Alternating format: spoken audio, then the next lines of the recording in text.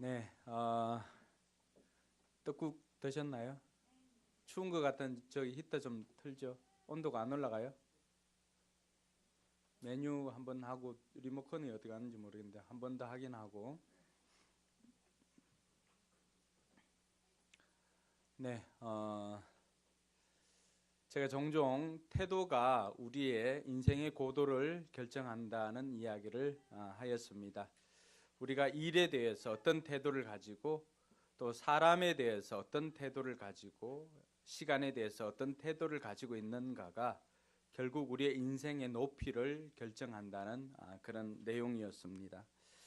이 태도가 인생을 결정하는 것에 있어서 성경에도 우리가 본받을 만한 많은 사람들이 있지만 오늘 요셉을 보면은 더욱더 그러하다는 것을 알 수가 있습니다.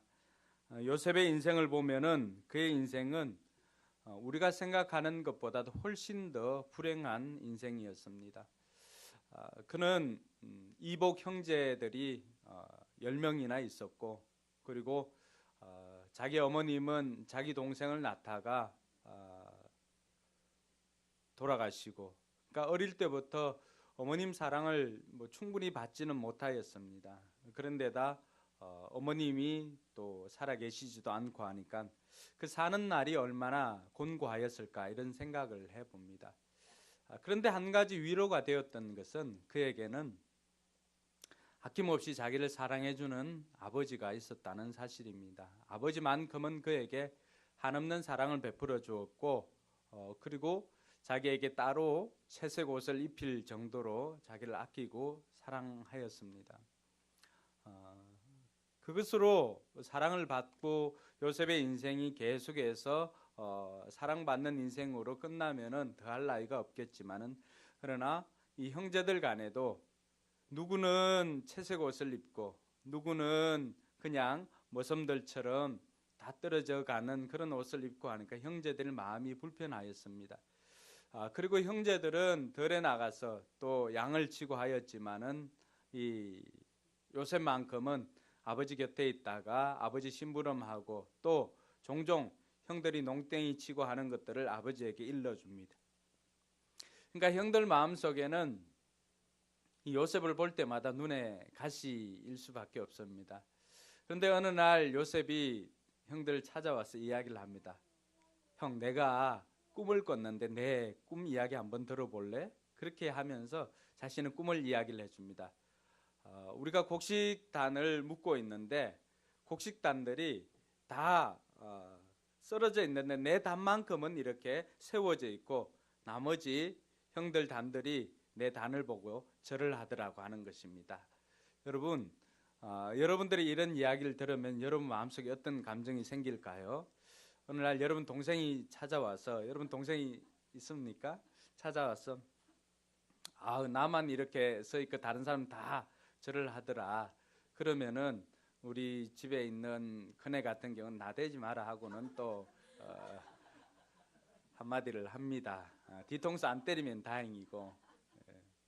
그런데 그것으로 그친 것이 아니라 그 다음번에 또 와서 꿈 이야기를 합니다. 꿈 이야기를 하는데 이제는 하늘의 별과 해와 달 또 11별이 자기 별을 보고 자기를 보고 다 절을 하더라고 하는 것입니다.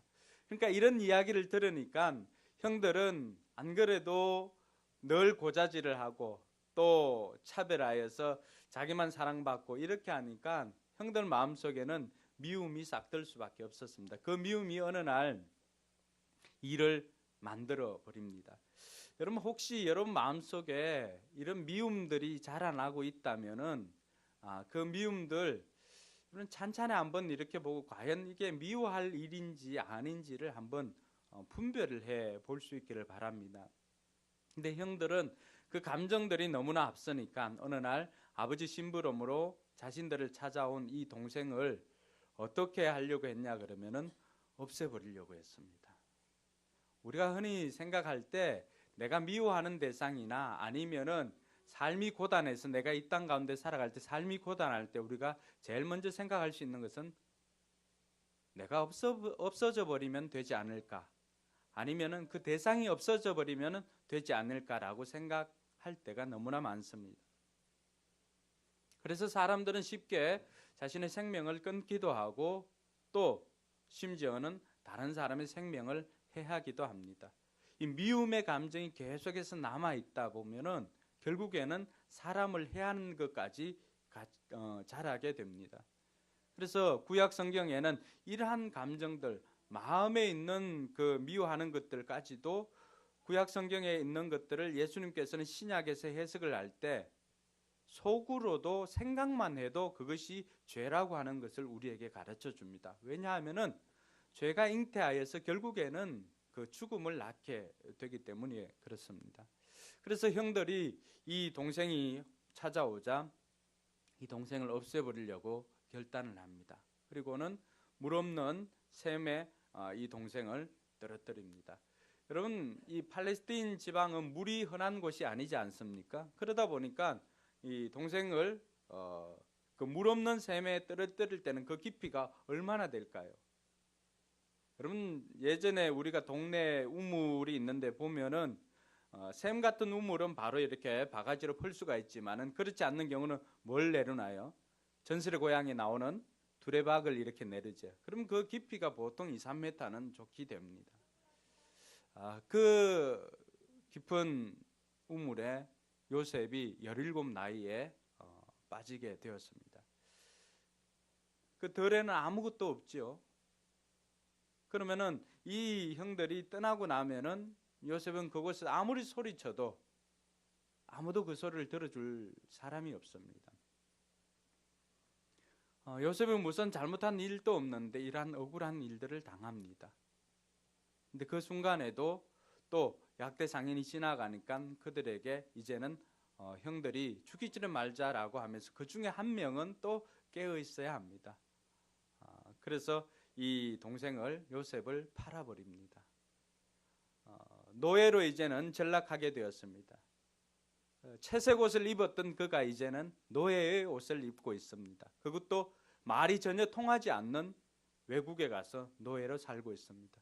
그 노예로 살아갈 때 그의 마음이 어떻겠습니까? 말이 전혀 통하지 않습니다. 근데 이 요셉의 성품상 맡겨진 일에는 최선을 다합니다. 그러다 보니까 시간이 조금 지나자 또 요셉은 그 삶을 인정받기 시작했습니다. 마침 찾아갔던 곳이 보디발의 집이었습니다. 보디발은 시위대장이었는데 그곳에서 삶을 인정받고 모든 것들을 요셉에게 맡기기 시작했습니다. 요셉의 인생이 조금씩 펴져가는 것 같은 그런 때가 되었는데 어느 날 또 보디발의 아내가 요셉을 유혹하기 시작합니다. 그 일로 인해서 요셉은 자신이 하지는 않았지만 억울하게 모함을 당해서 또 감옥으로 가게 됩니다. 여러분, 이 정도만 돼도 형들에게 팔릴 때만 되어도 또 형들이 죽이거나 또 아니면은 노예로 팔리거나 그리고 보디발의 집에 가서 또 억울하게 옥살이를 하게 될 때 우리 같으면은 어떻게 될까요? 우리 같으면 속으로라도 또 아니면은 겉으로 내 인생이 왜 이 모양이 되었냐고, 왜 내한테만 이런 일이 생기느냐고 우리는 원망하고 불평하기 쉬울 것입니다. 예. 하나님 불평하지 않네요. 좋은 태도입니다. 요셉의 인생에서 우리가 발견할 수 있는 것이 있습니다. 그것은 요셉의 인생에 원망이나 불평이 없었다는 것입니다. 저는 우리 성도들의 올해 우리가 2017년에 우리의 사전에서 없애야 할 단어들을 이야기를 하였을 때 원망이나 불평을 없애자고 하였습니다.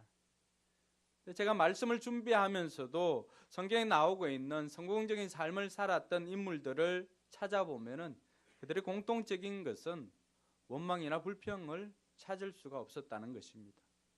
지난번 이삭을 통해서도 보았고 이번에 요셉을 통해서도 요셉의 삶을 추적해 가면서 보아도 그의 삶에 원망이나 불평의 흔적이 없었다는 것입니다. 오늘 이러한 태도가 그로 하여금 하나님의 꿈을 이루고 애굽의 총리의 자리에 오를 수 있도록 만든 것은 아닌가 하는 생각을 해봅니다. 사랑하는 성도 여러분, 여러분은 매사에 어떤 태도를 가지고 있습니까? 이번에 또 명절에 가족들을 만났을 때 또 아니면 여러분들 명절에 일을 하고 뭐 전을 붙이거나 이렇게 할 때 여러분 어떤 마음으로 그 일을 하셨나요? 혹시 여러분 마음속에 뭐 둘째도 있고 셋째도 있는데 왜 나만 이렇게, 아니면 나는 둘째인데 왜 내가 이걸 하지? 뭐 이런 마음으로 하지는 않았나요?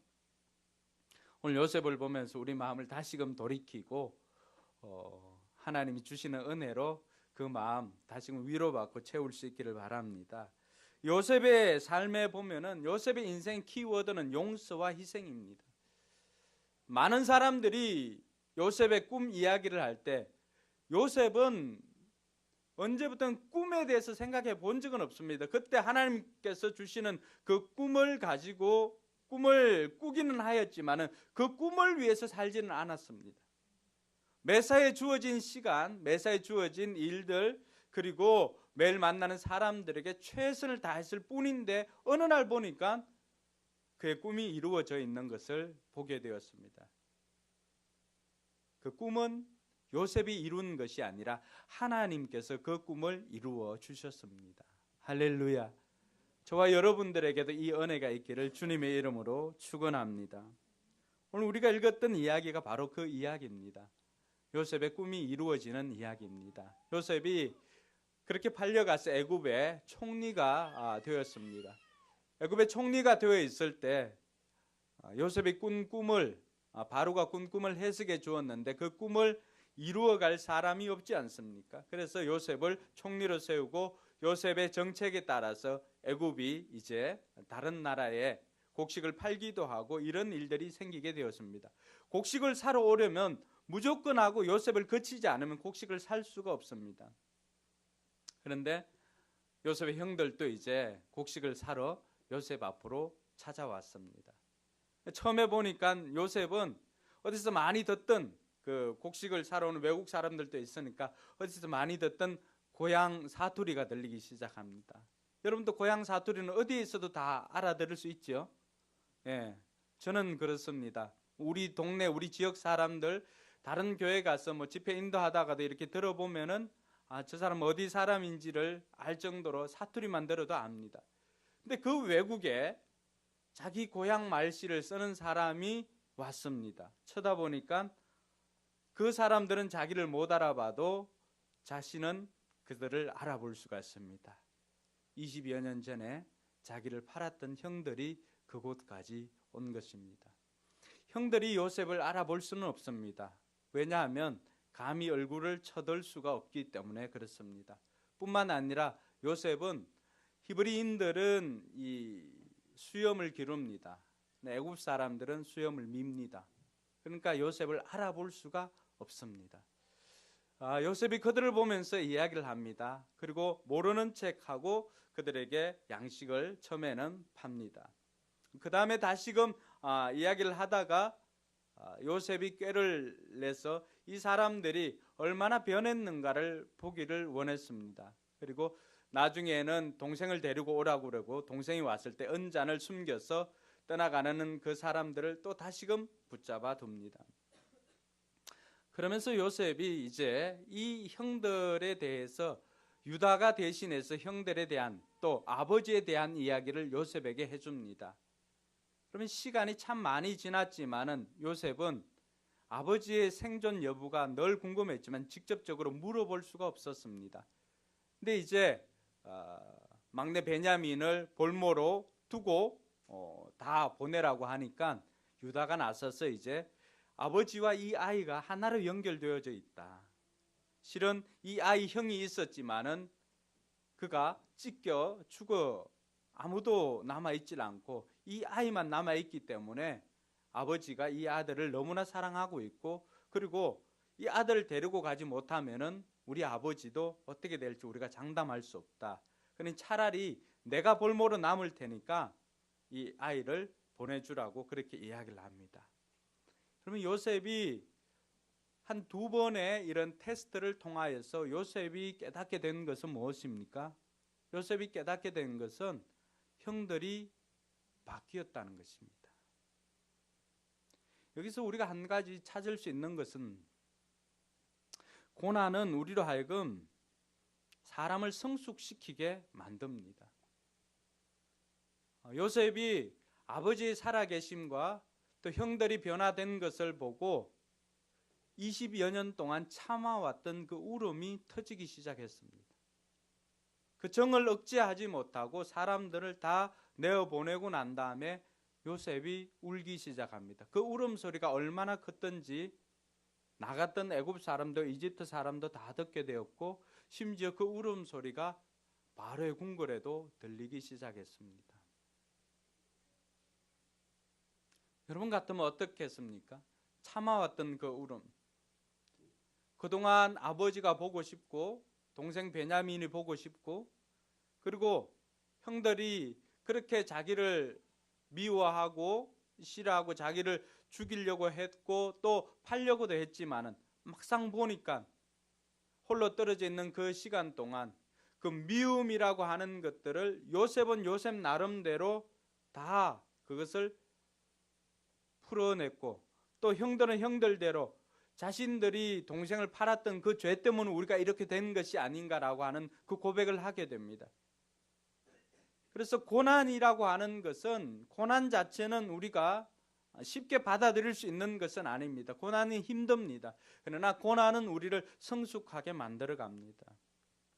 혹이라도 힘들어하고 있는 분들이 있다면 그 고난은 하나님께서 우리를 성숙시키려고 하는 그러한 방편으로 알고 그 고난을 잘 견뎌내는 저와 여러분들 되기를 주님의 이름으로 축원합니다.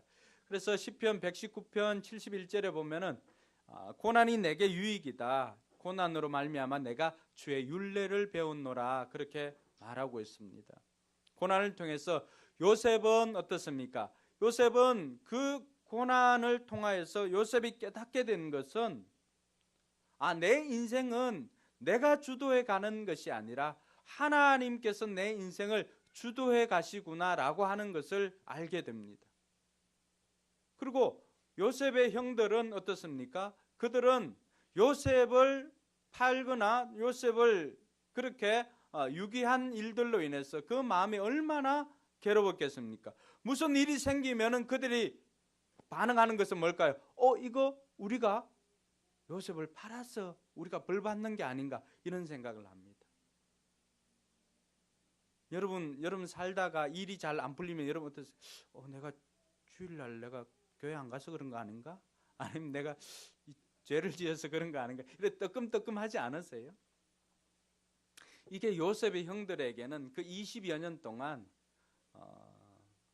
그 마음속에 늘 조그만 일이 생기면은 우리가 그 일 때문에 이렇게 생긴 게 아닌가. 그러니까 그 일을 생각하면은, 이들이 그 일만 생각하면은 늘 자신들이 지금 어떻게 할 수가 없지만은 반성하고 반성해 왔던 것입니다. 요셉은 어떻습니까? 인생의 고비고비마다 죽을 것 같은 그 고비지만은, 그러나 그럴 때마다 자신에게 일어나는 일들을 돌아보니까, 그리고 지금 자기가 애굽의 총리가 되어 있는 것을 보니까 다른 사람은 몰라도 이미 자기 자신은 예전에 어릴 적 꾸었던 그 꿈을 생각할 수밖에 없었습니다. 많은 사람들은 절을 하는 것에 포커스를 맞춥니다. 그러나 성경의 저자는 우리에게 그렇지가 않습니다. 요셉을 중심으로 가족이 하나 되는 것에 포커스를 맞추고 있습니다. 여러분, 곡식단은 어떻게 되었습니까? 요셉의 단을 중심으로 가족 모두 다른 단들이 둘러서서 절을 하였습니다. 이 꿈이 이루어진 것은 여러분 단순히 생각해 보면은 그럴 수도 있겠지라고 하지만, 요셉이 그 자리에 세워지지 않았다면은 이런 일들은 있을 수가 없습니다. 다 어머니가 다릅니다. 각각 어머니가 4명 아닙니까? 요셉의 형제들이. 그러니까 각각 그 이복 형제들 간에 그런 암투들이 있습니다. 암논의 일도 마찬가지였고, 서로가 다투고 미워하고 시기하고 질투하고 이런 일들이 비일비재하게 일어났습니다. 그러나 그들은 가족이라고 하는 이름으로 있지만은 서로 용서하거나 그렇게 하진 않았습니다. 시기하고 질투하고 미워하고 이런 것들이 그들 내면에 남아 있었던 것입니다. 그러나 그러한 것들이 고난을 통해서 시간이 지나면서 또 요셉이 오늘 형들을 용서하는 그 장면을 통하여서 모든 것들이 하나가 되어졌던 것입니다. 할렐루야. 요셉을 통하여서 하나님께서는 하시고자 하는 것이 있었습니다. 그것은 비단 요셉으로 하여금 애굽의 총리로 세워놓고 절받게 하는 그것만이 아니었습니다. 하나님께서는 아브라함에게 약속해 주었던 그 약속을 이삭과 야곱과 요셉을 통하여서 결국에는 이루고자 하였던 것입니다. 그래서 그 약속은 어떻게 보면 요셉의 꿈이 아니라 하나님의 꿈이 이루어지는 것이었습니다. 할렐루야. 사랑하는 성도 여러분, 하나님께서는 지금도 여러분의 꿈이 아니라 여러분을 통해서 하나님의 꿈을 이루시기를 원한다는 사실입니다. 오늘 요셉의 고백을 보면 어떻습니까? 당신들이 나를 팔았지만은 그것 때문에 근심하거나 자책하지 마십시오. 하나님께서 생명을 구원하시려고 나를 당신들보다 먼저 보내셨나이다. 요셉의 인생의 굴곡점마다 요셉의 고백이 있습니다. 그것은 하나님께서 하셨습니다. 하나님께서 이렇게 하셨습니다. 하나님께서 생각나게 해주실 것입니다. 내가 아니라 하나님이십니다 라고 하는 그런 고백을 합니다. 여러분, 요셉의 꿈이 어떻게 이루어졌는지 요셉의 스토리를 한번 살펴볼까요? 요셉은 그 때마다 하나님께서 요셉에게 정말 기가 막힌 만남을 주셨습니다. 자신은 비록 고난이지만은 창세기 37장 15절 한번 찾아보세요. 창세기 37장 15절.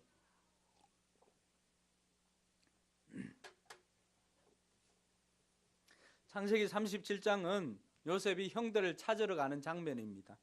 37장 15절 찾았나요?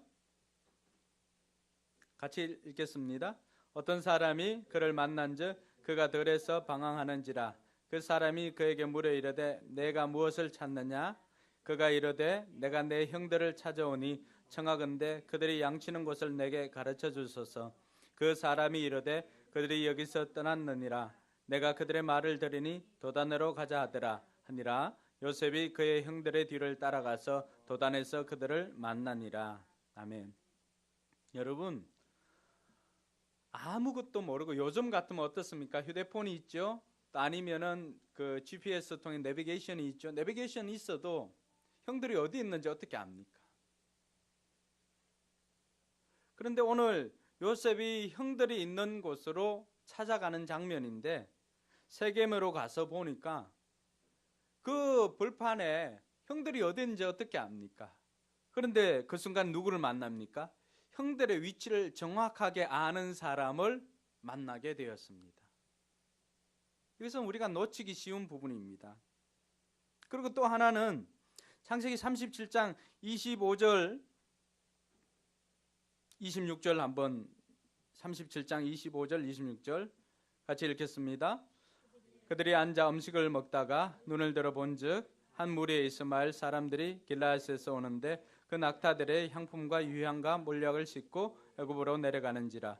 유다가 자기 형제에게 이르되 우리가 우리 동생을 죽이고 그의 피를 덮어둔들 무엇이 유익할까? 자, 그를 이스마엘 사람들에게 팔고 그에게 우리 손을 대지 말자.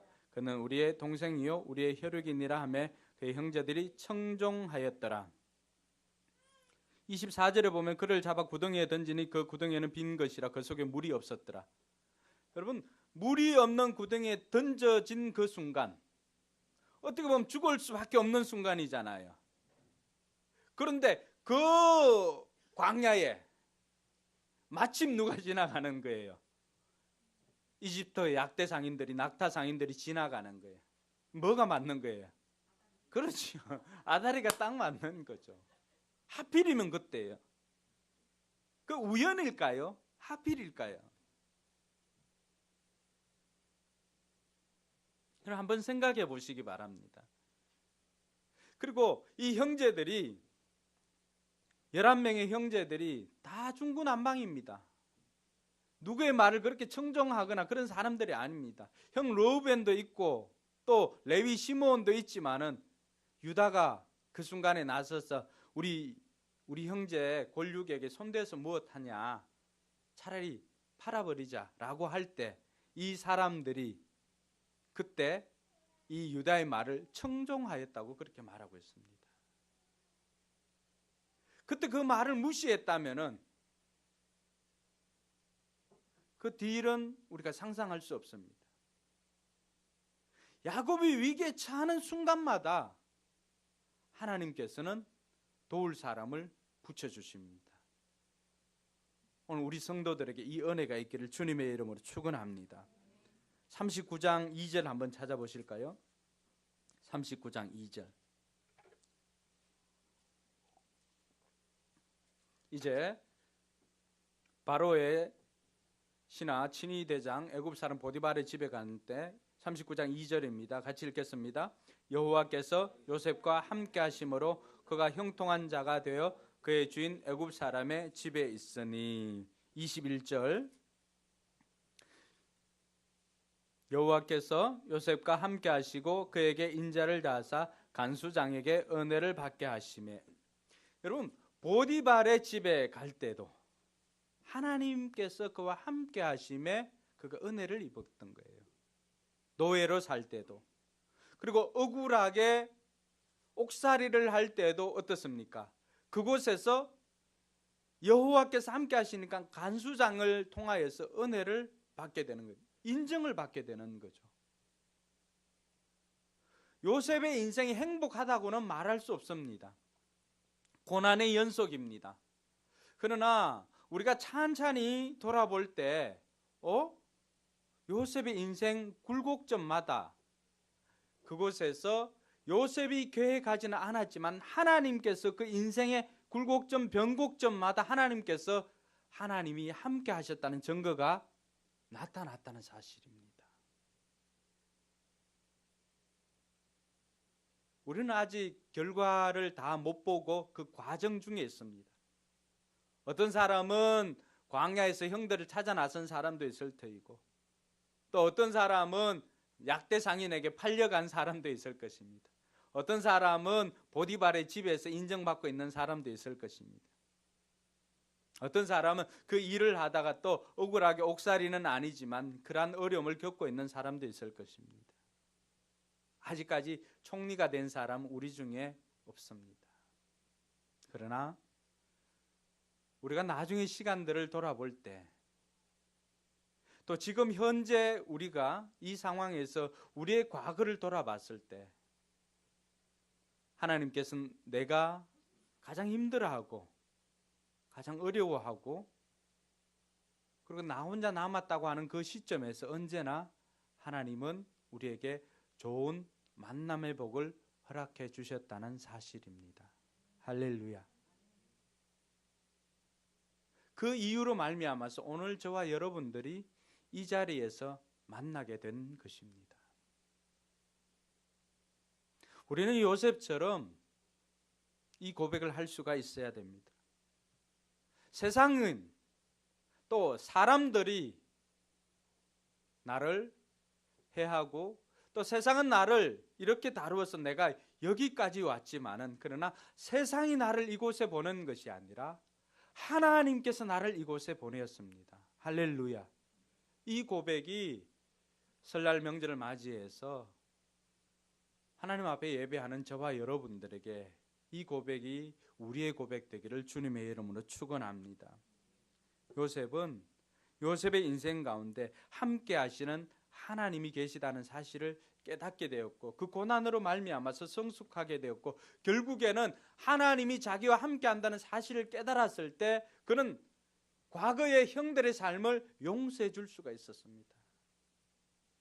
여러분, 여러분의 삶은 하나님께서 여러분들과 함께 하십니다. 할렐루야. 그러니까 더 이상 여러분들이, 하나님이 함께하는 여러분들이 째째하게 과거의 그 사람들의 그런 자신에 대한 삶의 형태를 통하여서 계속해서 상처받거나 미움을 가지고 있다면은 그것은 하나님이 함께하는 사람의 태도가 아니라고 하는 거죠. 언제까지 그게 발목을 잡혀서 있을 필요가 없다는 것입니다. 하나님께서 오늘 저와 여러분들에게 원하는 것은 비록 우리의 삶이 그렇게 고단하고 사람들에 의해서 힘들어지고 어려움을 당하는 것 같지만은 그 이면에는 누가 계시다는 거예요? 하나님이 계시다는 것입니다. 할렐루야. 때로는 우리가 이해할 수 없는 환경에 처할 때도 있습니다. 요셉인들 그 상황을 다 이해했겠습니까? 하나님께서는 그 일들을 통해서 하나님의 큰 계획이 있다는 사실입니다. 그게 하나님의 섭리라고 하는 것을 요셉은 깨달았던 것입니다. 사랑하는 성도 여러분, 요셉뿐만이 아니라 우리를 향한 하나님의 섭리가 있음을 믿으시기 바랍니다.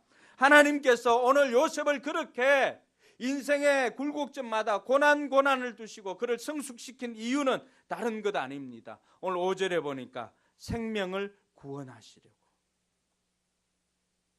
오늘 7절에 보면 어떻게 말하고 있습니까?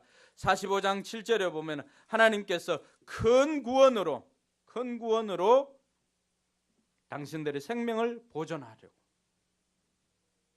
하나님께서 생명을 보존할 뿐만이 아니라 어떻게 말합니까? 형님들의 목숨을 지켜주시려는 것이고 또 형님들의 자손을 이 세상에 살아남게 하시려는 것. 이것을 통해서 하나님께서 요셉은 자신의 사명을 깨닫게 된 것입니다. 그냥 우연히 오늘 여기에 있는 것 아닙니다. 하나님께서 요셉을 우연히 애굽에 둔 것 아닙니다. 요셉이 애굽에 있지 않으면은 아브라함에게 약속해 주었던 내가 4대 만에 이곳에서 나올 것이라고 하는 그 약속은 어떻게 이루어집니까? 후손들이 이곳에서 애굽에서 나와서 하나님께서 약속하신 가나안 땅으로 들어갈 때 온갖 보물들을 가지고 나올 것이라고 했는데 그 약속은 어떻게 이루어집니까? 그 약속이 이루어질 수 있는 최적의 조건을 갖춘 사람이 바로 요셉이었습니다. 하나님은 지금도 그 요셉을 찾고 계시고 여러분들을 통하여서 요셉의 꿈이 아니라 하나님의 꿈을 이루어 주신다는 사실을 기대하며 나아가는 저와 여러분들 되기를 바랍니다. 요셉이 그것이 자신의 사명인 것을 깨달았습니다. 사랑하는 성도 여러분, 오늘 저와 여러분들이 이 나이가 되어서 또 이곳에서 만나게 된 것 우연일까요? 결코 우연이 아닙니다. 하나님의 큰 계획 속에 저와 여러분들이 이 자리에 있는 줄 믿으시기 바랍니다. 여러분 10년 전으로 거슬러 가봅시다. 10년 전에 거슬러 가보면은 여러분들이 10년 뒤 오늘 이 시간에 이 자리에 아니 어떤 사람은 서울에 어떤 사람은 강서구 발산에 있을 것이라고 예상해 본 사람이 몇 사람 있습니까? 10년 전에 강서구에 살았던 사람 손 한번 들어보세요. 10년 전에 살았어요? 3사람 있네요. 4사람. 10년 전에 저는 이곳에 10년 후에 이곳에서 이렇게 개척을 해서 이렇게 있을 것이라고는 아무도 생각을 못했습니다. 우리의 인생이 그렇습니다. 근데 하나님께서는 그 시간을 통해서 우리에게 보여주시는 것이 있습니다. 하나님께서 생명을 구원하시려고 또 이곳에 생명을 구원케 하시려고 저와 여러분들 이곳에 불러 모아주신 줄 믿으시기 바랍니다. 사랑하는 성도 여러분, 하나님의 행하심은 우연히 없습니다. 그리고 하나님께서 그 여러분의 인생의 굴곡점마다 하나님이 함께 하셔서 여러분들을 이곳으로 인도해 주신 것은 다른 이유가 아니라 오늘 요셉의 고백처럼 생명을 구원하시려고 큰 구원으로 당신들의 생명과 당신들의 후손을 두시려고 저와 여러분들을 이곳에 불러주신 줄 믿으시기 바랍니다. 이 요셉은 50장 21절에 보면 동일한 고백을 합니다. 하나님께서 나로 하여금 이제 형들이 나를 팔았다고 해서 그때는 이제 아버지가 돌아가셨거든요. 두려워하지 마십시오. 내가 형들을 기르고 형들의 후손들을 내가 기르겠습니다. 그렇게 고백합니다. 여러분, 하나님께서 아브라함에게 약속해 주었던 것이 3가지가 있습니다. 뭘 약속해 주었죠? 땅을 약속해 주었죠. 또 후손을 약속해 주었죠. 또 하나는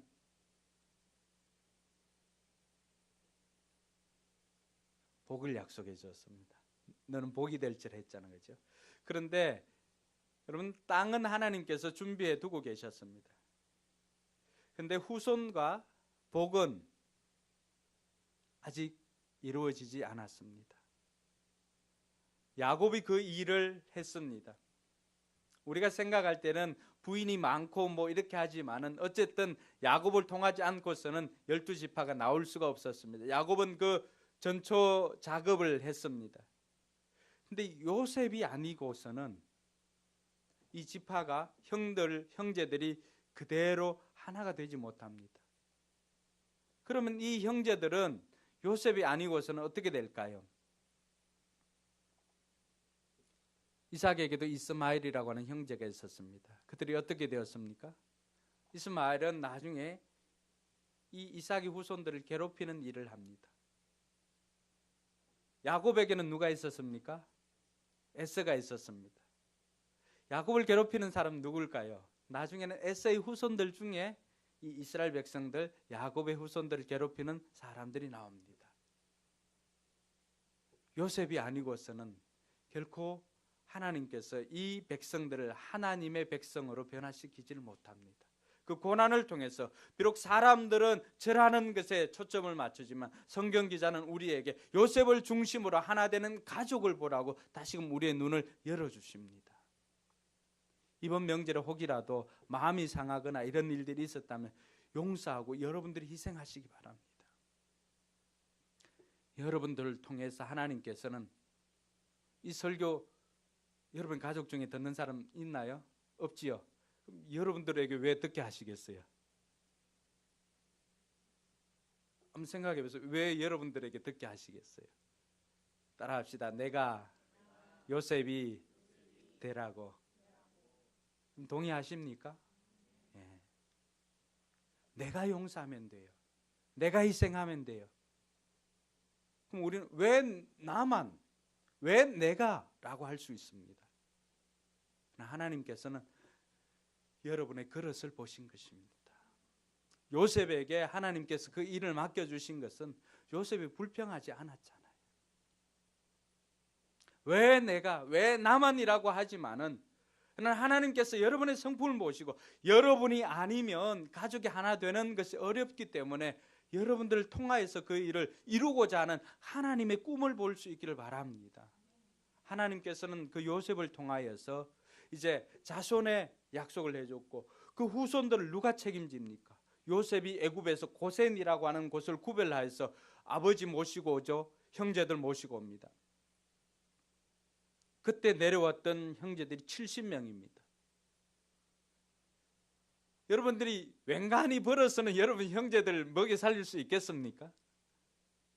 하나님께서 여러분을 통해서 그 일을 하시고자 하십니다. 할렐루야. 지금은 여러분들이 보디발의 집에서 종살이 하는 것 같고 남의 회사에서 종살이 하는 것 같지만 그게 끝이 아니라고 하는 거예요. 하나님께서 여러분을 통해서 다른 사람이 아닌 여러분을 통해서 요셉의 복을 허락하여 주시고 여러분을 통해서 여러분 집과 여러분 집안과 전체를 하나님께서는 복 주시기를 원한다는 사실입니다. 믿음으로 수납할 수 있기를 바랍니다. 사랑하는 성도 여러분, 하나님께서는 결국 요셉의 인생마다 하나님이 함께 하신 이유는 다른 것 아니에요. 요셉을 통해서 하나님의 꿈을 이루려고 하셨다는 사실입니다. 그래서 요셉이 자기의 꿈을 위해서 노력한 것 없지만은 불평하지 않고 원망하지 않고 하루하루 용서하는 삶, 베푸는 삶을 살았더니 하나님께서 어느 날 요셉의 꿈을 이루어 주신 것처럼 저와 여러분들도 우리가 만나는 사람, 우리에게 주어진 일들 원망이나 불평하지 않고 이 모든 것들이 하나님께서 큰 구원을 이루시려고 나로 먼저 보내었다라고 하는 사실을 믿고 고백하면서 결단하는 저와 여러분들 되길 주님의 이름을 축원합니다. 그럴 때 하나님께서는 요셉을 사용하신 것처럼 여러분을 사용하게 될 것입니다. 요셉의 인생 가운데 한 가지만 더 살펴보고 마치려고 합니다. 요셉은 언제나 자신을 이렇게 하였지만은 자기가 아니라 하나님을 높이는 사람이었습니다. 여러분 창세기 40장 8절 한번 보시기 바랍니다.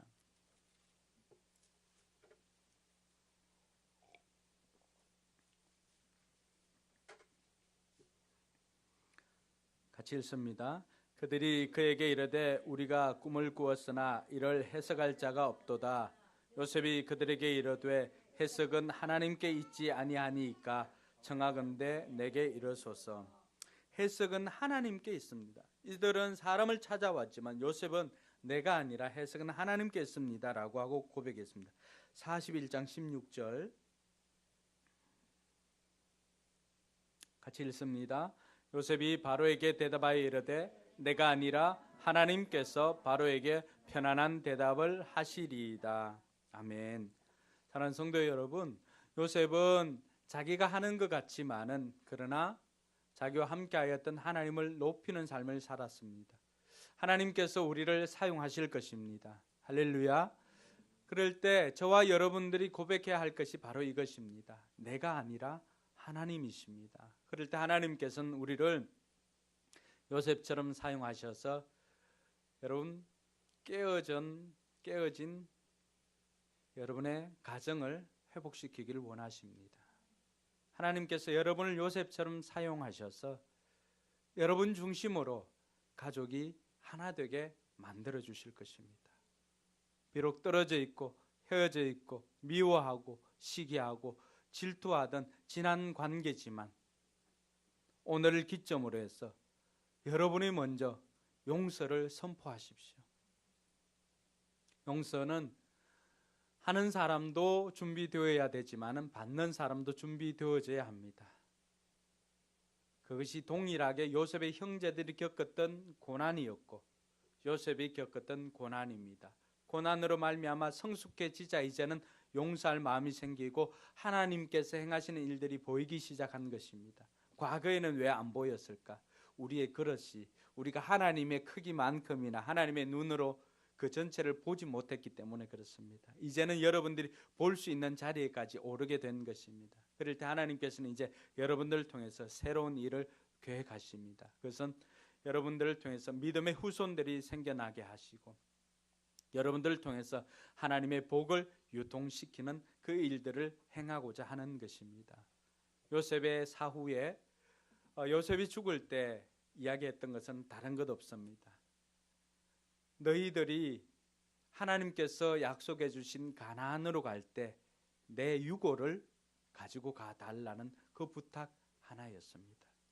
그것을 통하여서 요셉은 언젠가나 하나님께서 요셉과 요셉의 후손을 통해서 하나님의 약속을 이루어 줄 것이라고 하는 그 확실한 믿음이 있었습니다. 자신을 통해서 해야 할 그 하나님의 약속의 분량이 있다는 것을 알고 그리고 자기가 당대 이루지 못한 것들은 언젠가는 이 후손들이 이루어 줄 것을 확신하고 그가 부탁했던 것은 너희들이 떠날 때 내 유고를 가지고 가달라는 부탁을 했습니다. 사랑하는 성도 여러분, 우리가 해야 할 우리 당대에 우리에게 주어진 분량이 있습니다. 또 우리가 할 수 없으면 우리 후대에 물려줘야 할 그 분량이 있습니다. 여러분들이 다 하려고 하지 마십시오. 여러분들은 여러분들이 주어진 시간, 주어진 일, 또 여러분들이 만나는 사람, 그 사람들에게 최선을 다하고 또 여러분들의 가족들 최선을 다할 수 있기를 바랍니다. 그러면 하나님께서는 그 뒷부분은 하나님이 행하여 주십니다. 그럴 때라도 내가 아니라 하나님이십니다. 고백하는 저와 여러분들 되길 주님의 이름으로 축원합니다. 사랑하는 성도 여러분, 용서와 희생을 통하여서 여러분의 가족을 하나로 만들고 용서와 희생을 통하여서 여러분을 통해서 복이 온 천하에 유통될 수 있는 그런 아브라함의 복이 임하기를 주님의 이름으로 축원합니다. 기도하겠습니다. 이 시간